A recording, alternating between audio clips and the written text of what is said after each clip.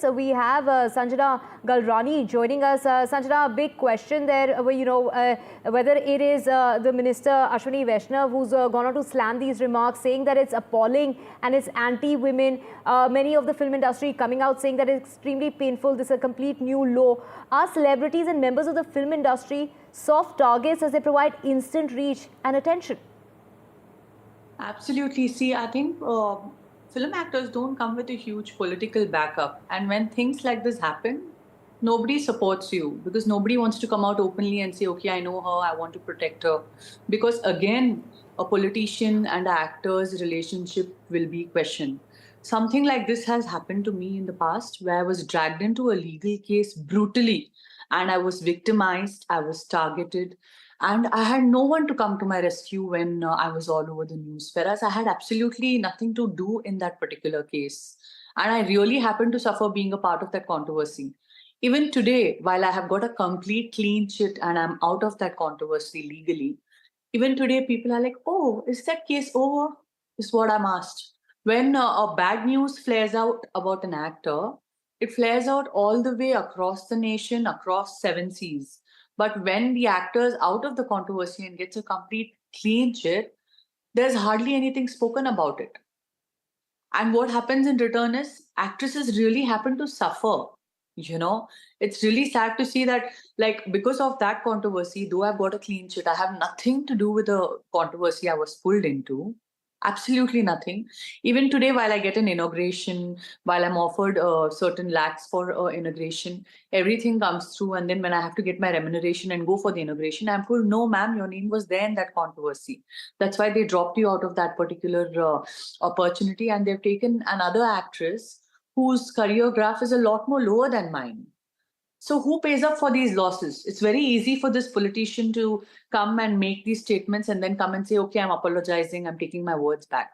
Who will erase the internet? Who will take the responsibility of clearing all the dirt in the air that is already spread? You can go and see the actor and the actress who have been mentioned here. You can go and see the social media handles. What dirty trolls and what dirty comments. Who will handle the emotional damage? Sanjana, certainly actors getting trolled, nothing new, quite disturbing, of course. But in your opinion, why do politicians target actors so much? Why do they target and talk about their personal lives to score political points? Does this reflect a larger issue within our society? I think, politicians are extremely intelligent people. Very conveniently, this woman politician comes up and she says that it was just a slip of tongue. Slip of tongue is when it's a word or two. Slip of tongue cannot be when it's an entire story. Let's put this out very clearly. These people know how to deal with the minds of innocent people to get their votes. These people know how to be in power. So these are deliberate actions which are taken to show their presence. If they make a strong statement, they will stand out in the entire party that, okay, I have defamed the opposition and I'm the boldest of all. This is definitely to score some publicity cookies. There's nothing like, there's a very clean intention in this. Politics is stooping down to an all new, dirty, cheap level. I think these politicians need to be given a rule book, and politicians should be doing politics on a very direct platform. Sit and compare your political graph when it comes to, what you've done for the farmers, what you've done for the economy of the state, what you've done for the betterment of the state. Right. And not sit and stoop down to the level that you. Sanjana, how detrimental are these loose statements that are made by people in power, especially politicians, when they're using people, making sensational headlines so that they can grab more eyeballs? This is all they are doing. It's very easy to grab more eyeballs, make headlines. If she would have been talking about the farmers or about the improvement of the state, we would not be sitting on NDTV right now and talking about this, because she's made these derogatory, ridiculous statements. It's completely gone out of hand.